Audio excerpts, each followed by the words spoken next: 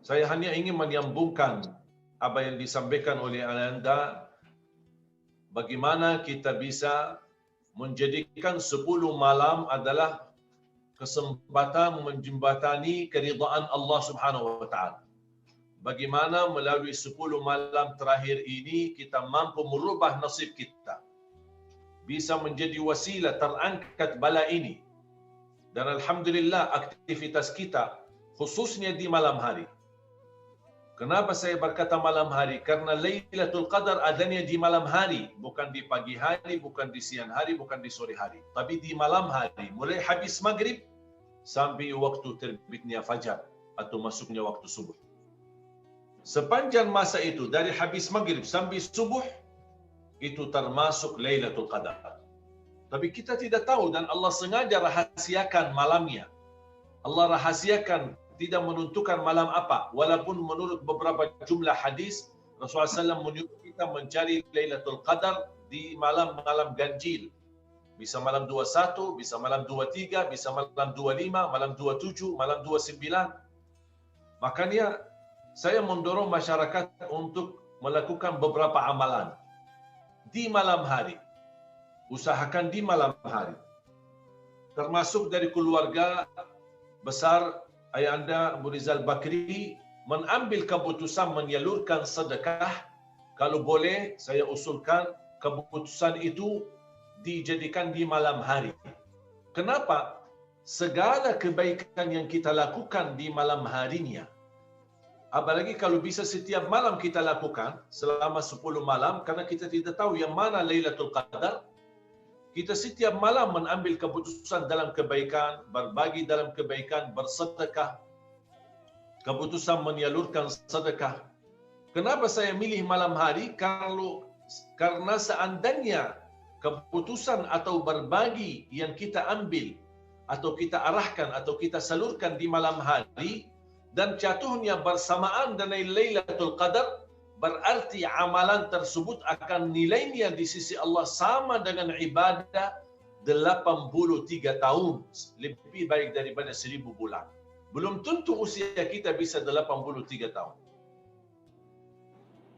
Salat malam termasuk mulai dari tarawih. Walaupun tidak berkesempatan tahajud, mulai tarawih.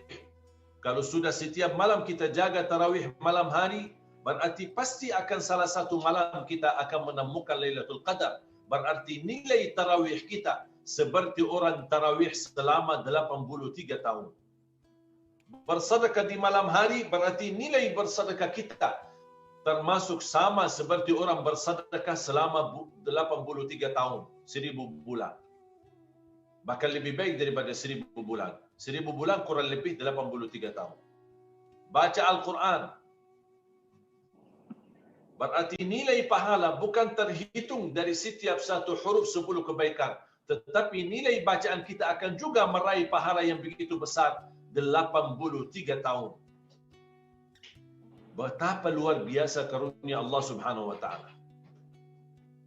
Dan salah satu yang perlu kita tingkatkan di 10 malam adalah syukur.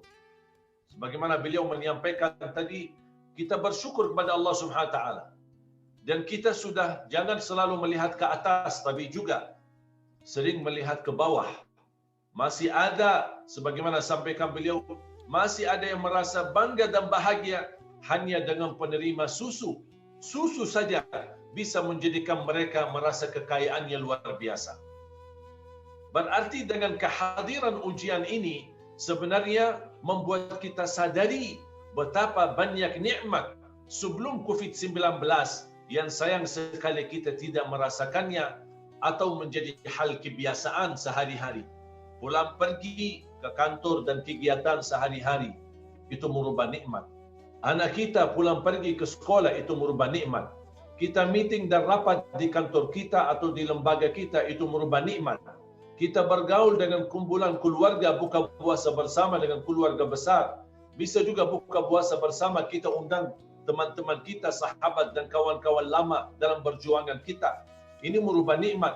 Tahun ini semua kenikmatan yang selama ini bertahun-tahun di bulan Ramadan kita menemukan dan kita nikmati dan kita rasakan, jangan-jangan selama ini kurang mensyukurinya. Makanya tahun ini Allah memilih terpisah dan dijauhkan dari segala nikmat yang kita selama ini rasakan. Barangkali bisa menjadi salah satu kutip hikmat di balik ujian ini adalah Allah ingin membawa kita sadar dan kembali selalu bersyukur kepada Allah Subhanahu wa taala. Dan sebagaimana kata Umar bin Khattab radhiyallahu anhu, "Ikhshawshinu fa inna an-ni'mata la tadum."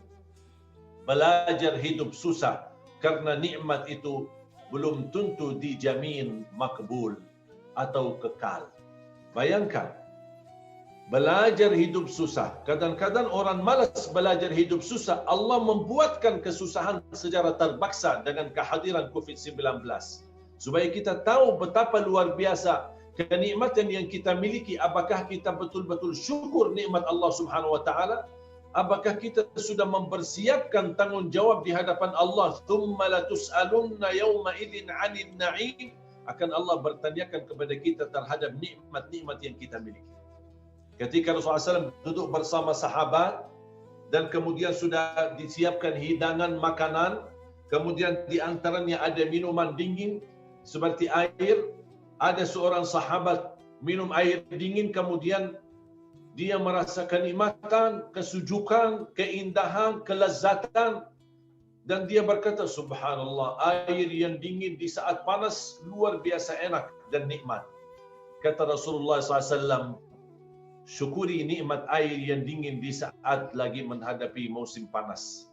Karena demi Allah, nanti di hari kiamat akan Allah tanyakan kepadamu, apakah anda sudah syukuri nikmat air dingin? Cuba bayangkan jamaah sekalian, air dingin, makan yang enak, makanan yang hangat.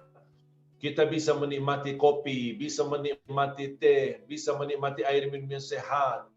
Berbagai macam makanan kita saat buka puasa. Wallahi, saya kenal sendiri.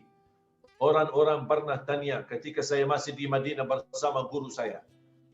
Ada beliau menerima telefon dari sebuah negara di Afrika di bulan suci Ramadan, dan orang itu bertanya sama guru saya, apakah sah puasa kami kalau kami sambungkan puasa tambah kami buka? Dan guru saya bertanya, kenapa kamu tidak buka? Kata orang itu, mohon maaf, kami tidak punya makanan apa-apa untuk kami pakai buat buka. Kami tidak punya makanan apa-apa untuk dipakai buka. Bayangkan, apakah sah puasa kami kalau kami sambung terus hari pertama, kedua, dan seterusnya, karena kami tidak punya apa-apa untuk kita makan. Bayangkan jamaah sekalian, banyak macam makanan yang ada di isi kulkas kita, banyak macam makanan yang baru kita hidangkan dan siapkan untuk keluarga kita. Alhamdulillah. Belajar ucapkan Alhamdulillah saat nikmat, supaya mudah kita belajar dan mengucapkan Alhamdulillah saat susah. Dan jauh lebih indah kata Alhamdulillah saat susah dibanding saat nikmat. Tapi orang yang selalu terbiasa mengucapkan Alhamdulillah saat dia menghadapi nikmat dan mendapatkan kenikmatan, pasti akan mudahnya juga mengucapkan Alhamdulillah saat dia menghadapi kesusahan. Di tahun ini Allah inginkan rumah kita yang menjadi pusatnya cahaya yang melancurkan kepada sampai ke langit. Dan Rasulullah SAW bersabda, Iqra'ul Qur'ana fi buyutikum wa la taj'alu buyutakum maqabir. Jangan jadikan rumah kalian adalah kuburan dan bacakan Al-Quran di dalam rumahmu. Artinya Rasulullah SAW mengajak kita untuk terapkan ibadah di dalam rumahmu. Kalau mungkin selama ini kita belum menuruti atau taati, patuhi perintah Rasulullah SAW, Allah kirimkan COVID-19 supaya terpaksa membatuhi perintah Rasulullah SAW untuk beraktivitas ibadah di rumah saja. Karena Rasulullah SAW selalu juga menghidupkan salat sunnahnya, tahajudnya, qiyamul lailnya, bacaan Qur'annya, zikirnya, semuanya di rumah. Hanya salat wajib saja dilakukan di masjid sallallahu alaihi wasallam. Saat ini COVID-19 yang kita hadapi, salat wajib pun 5 waktu tidak bisa kita lakukan di masjid. Walaupun sayang sekali masih ada beberapa masjid yang menurut saya melanggar, bukan melanggar aturan pemerintah, tapi melanggar pandangan Islam, tidak patuhi kepada perintah Islam untuk diam di rumah, untuk sama-sama mencegah Karena kita harus bersama dan bersatu melawan COVID-19. Dan penyakit ini tidak bisa kita hadapi dan lawan, tapi kita lawan dengan kita diam di rumah. Itu sudah solusinya dan obatnya. Di sambil kita diam di rumah, menjalankan ibadah sedekah yang menjadi wasilah tertolak bala, dan kemudian bermunajat kepada Allah Subhanahu wa taala. Alhamdulillah, astaghfirullah. Alhamdulillah, astaghfirullah. Alhamdulillah, astaghfirullah. Makanya jamaah sekalian dimuliakan Allah Subhanahu wa taala, mari kita sama-sama manfaatkan secara maksimal. Bisa jadi Ramadan atau 10 malam terakhir, bisa jadi Lailatul Qadar yang di dalamnya adalah Lailatul Qadar yang terakhir dalam kehidupan kita. Belum tentu bertemu Lailatul Qadar lagi. Belum tentu bertemu Ramadan lagi. Belum tentu bertemu 10 malam terakhir lagi. Ayo mari kita sama-sama jadikan sisa umur kita semua yang terbaik di sisi Allah, agar saat kita dijemput oleh Allah Subhanahu wa taala betul-betul dapat gelar dan hadiah oleh-oleh dari Allah Subhanahu wa taala. Ya ayyatuhan nafsul mutmainnah irji'i ila rabbiki radiyatan mardiyah fadkhuli fi ibadi wadkhuli jannati. Hei jiwa yang tenang, kembalilah-mu kepada Allah Subhanahu wa taala dalam mendapatkan ridha Allah, dan masuklah dalam golongan hamba-Ku, dan masuklah dalam golongan